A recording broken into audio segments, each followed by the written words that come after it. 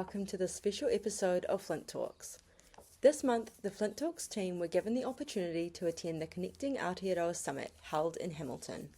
The theme of the event was simple: why can't 100% of New Zealanders be connected? Throughout the day, we caught up with speakers, attendees, and industry leaders about the biggest opportunities and challenges in our connected future, from digital equity to emerging tech and beyond. The following episode is a collection of these conversations, and you might just recognise some familiar voices and faces. Enjoy the episode. Hi and welcome to FLINT Talks. Today we're joining you from the Connecting Aotearoa Summit in Hamilton, where attendees and speakers alike will be coming together to talk about our digital future and the challenges we might face. Right now, I'm joined by Craig Young, the CEO of TUANZ. Craig, could you tell us a little bit about the event and what attendees might be able to expect? Yeah, kia ora, and thanks for having us. So what we're doing today is we're trying to answer the question, why can't we have 100% of New Zealanders connected? So we know that there are people that can't be involved in the full digital life because either they can't afford it, or there's no capacity or capability in the area, so they might be remote or rural, or anything that stops them from being connected. So we're trying to answer that question. Awesome. Well, throughout the day, we'll be catching up with other speakers as well as attendees to see what they think. So we'll check back in later on today.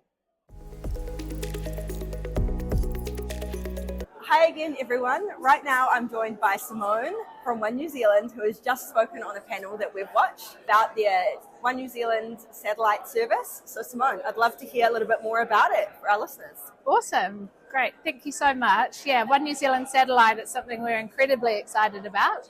We launched at the end of 2024 with a text service, so straight from your cell phone up to a satellite and back again. You can send text messages when you're out of cell phone coverage.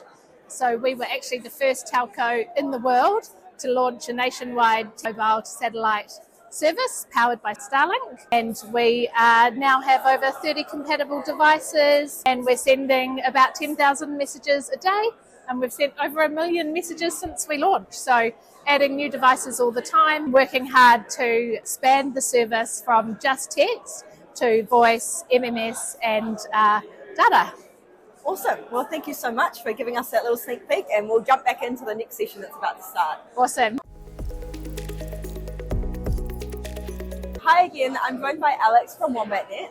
So Alex, what do you do? My name's Alex. I run a wireless internet provider in Wellington, and yeah, we build towers up on hills around Wellington in areas that don't have fibre, because a lot of people don't think it's the case, but surprisingly there are still a lot of areas in New Zealand and Wellington, capital city, that don't have fibre, that don't have access to traditional fixed line networks, and so we sort of fill that gap. And we might not be around forever because we're hoping that Eventually we won't be needed. Eventually we won't be needed. Eventually fibre will come along. But, we don't know when that's going to happen. And so I started the company because I saw that there was a need. And, we talk about what the possibilities are, but there's still time in between where people are trying to move forward with new technology and that sort of thing. So we sort of help fill that gap, yeah.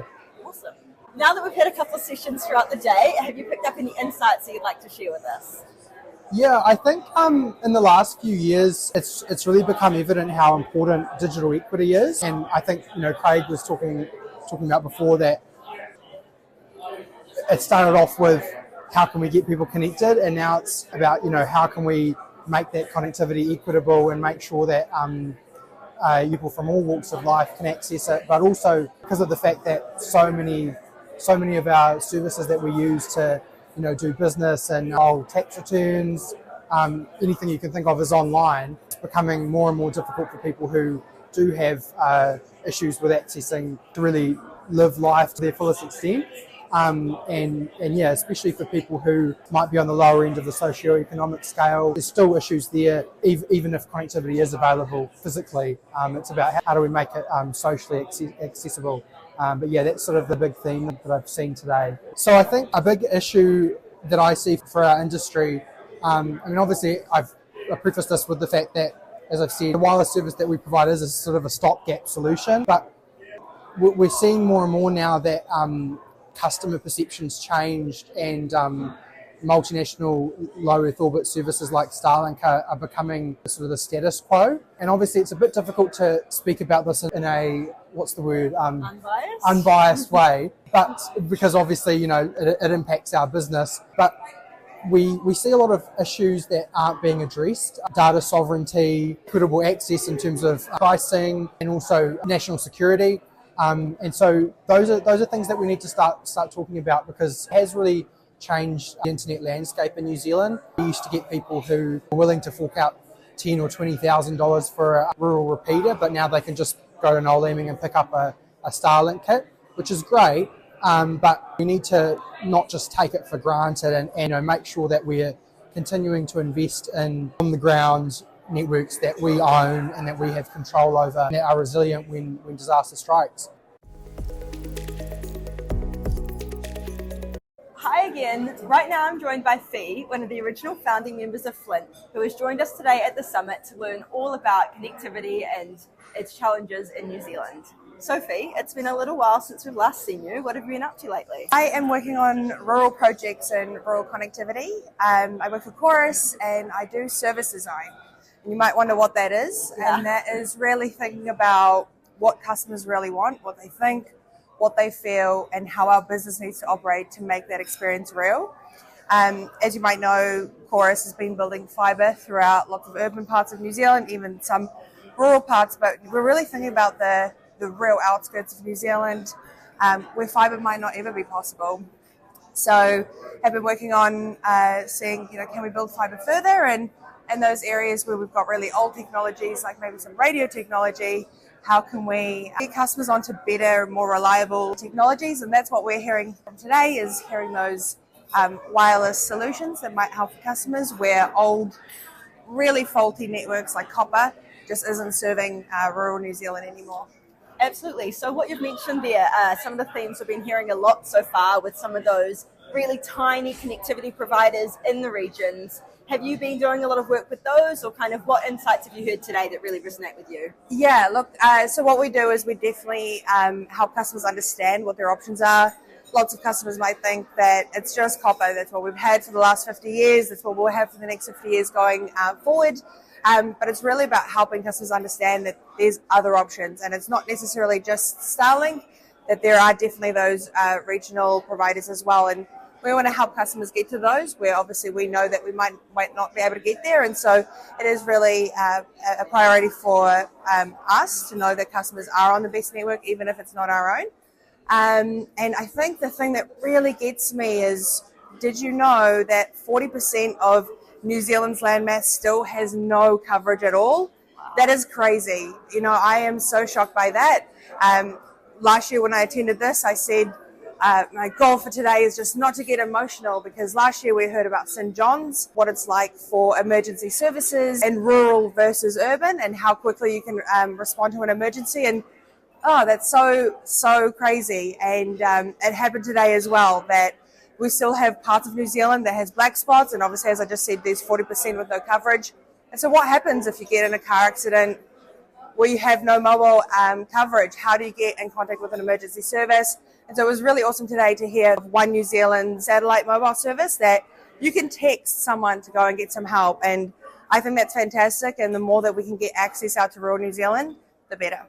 Awesome. Well, we're going to go have some lunch now, but we'll check in with you again later. Thanks so much, Phee. Thank you for having me.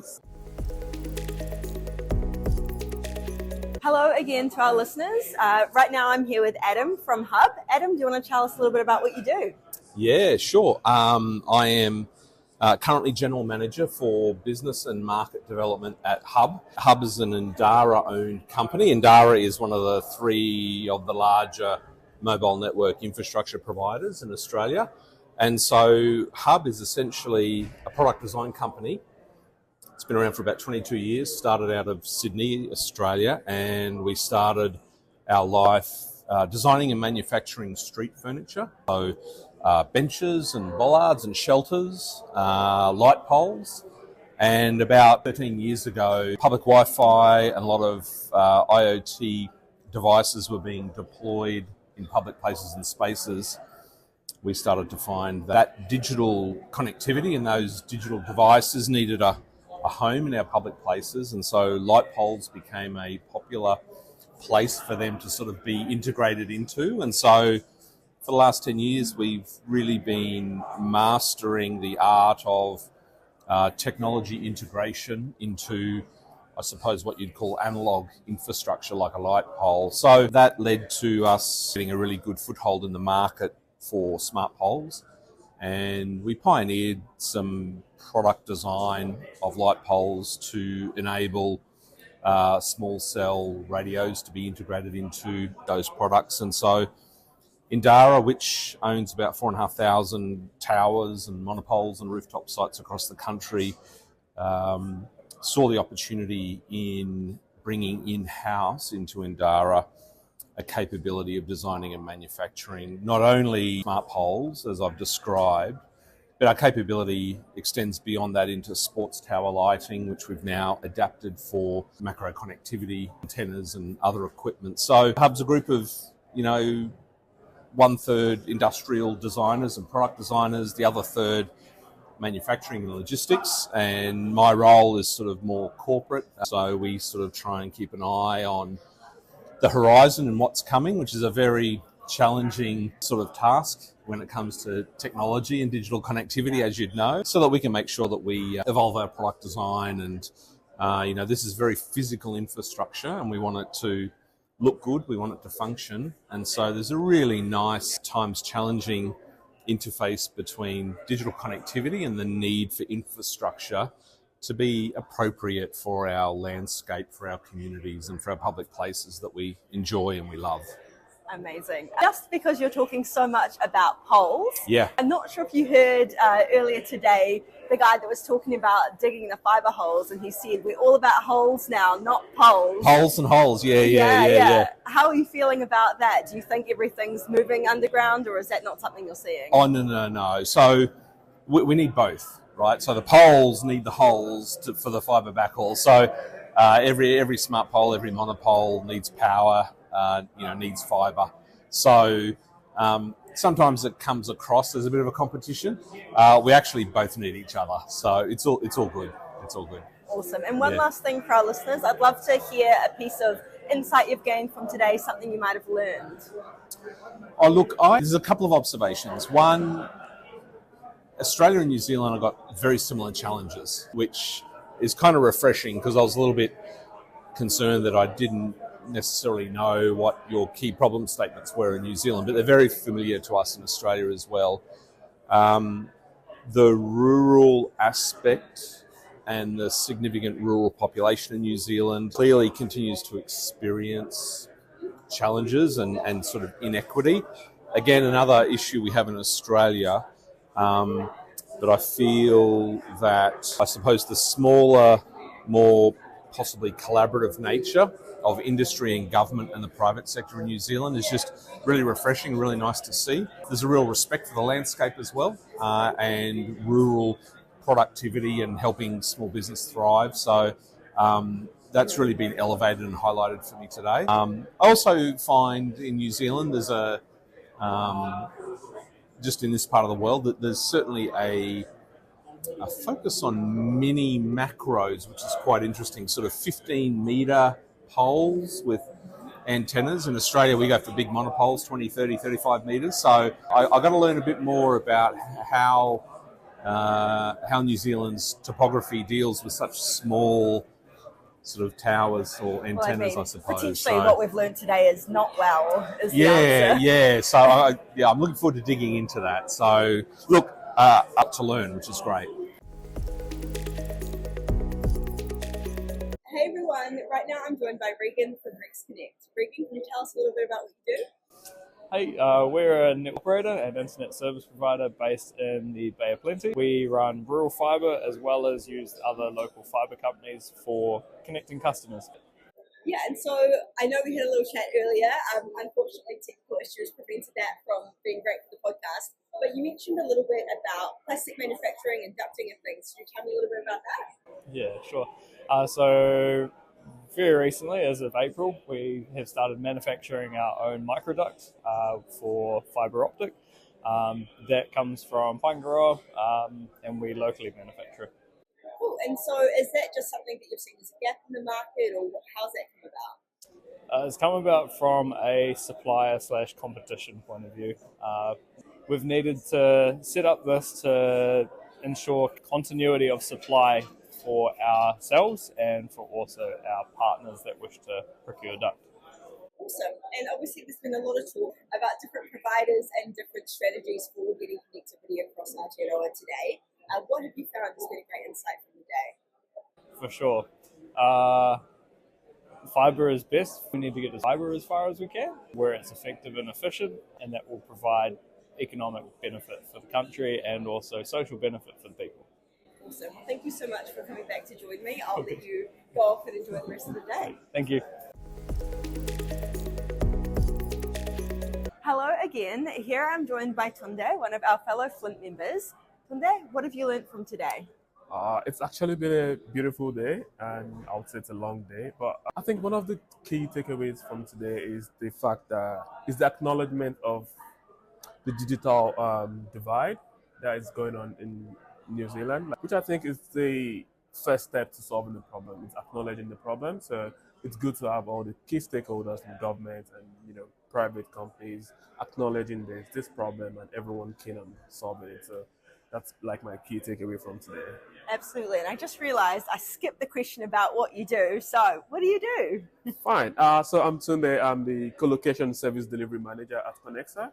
So Connexa is a tower co. So we build cell phone towers for mobile network operators and every other operator in the country. So in my role, I manage co-location. So that's getting more than one operator on a cell phone tower. So it's not just one person. It's like sharing, sharing infrastructures basically, and which actually saves costs, saves time, and enables better outcome for operators. Awesome. Well, thank you so much. Hey everyone. Right now I'm joined by Sid, who for some of you might be a familiar face as he's actually spoken at one of our FLINT events before. Sid, for those of you who don't know who you are, can you give us a little bit about your background and about what you've enjoyed from today? Sure.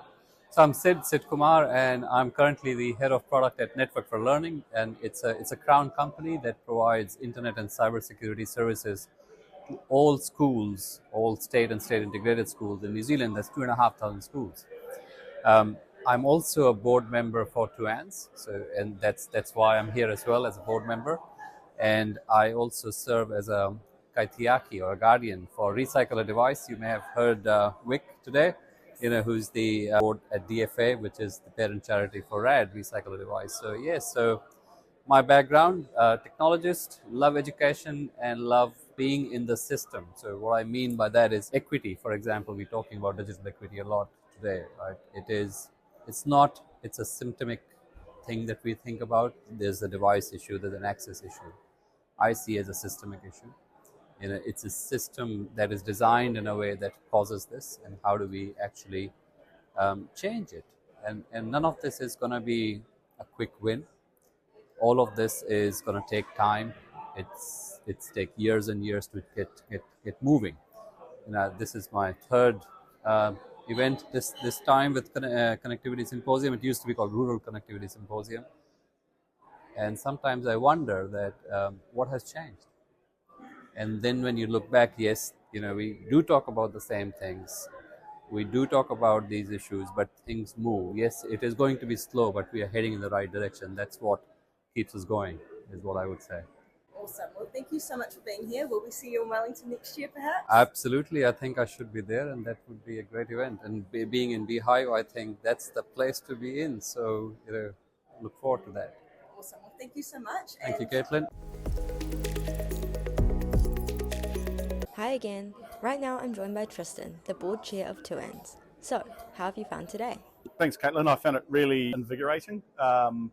We were very, very fortunate to have the minister here all day, which is one of the first ministers that's been here to one of these events the whole time. Per usual, we had great participation across the industry, lots of good conversation around digital equity, inclusion, the importance of rural in terms of connectivity across New Zealand. We've heard from NIF in terms of the work that government continue to do around building our rural connectivity infrastructure, RBI and ultra-fast broadband. But there is more work to be done, and conversation today was we'll just continue to extend that, and we'll look forward to continuing the conversation at next year's event in Wellington. Awesome, yes, I saw the announcement at Wellington in the middle of May next year. How are you excited for that? Oh, really excited. We haven't been back to Wellington since before COVID, and we always used to go to Wellington because it was the seat of government. So if you want to go and have a conversation with government, go to Wellington. So looking forward to that. First time being back there in a few years, and hopefully we'll get, it is election year, I think. Yeah, so it'll be a great conversation, and we're having it at Parliament. So we hope to get lots of government and ministerial attendance. Awesome, well thank you so much. Awesome, cheers. Thank you.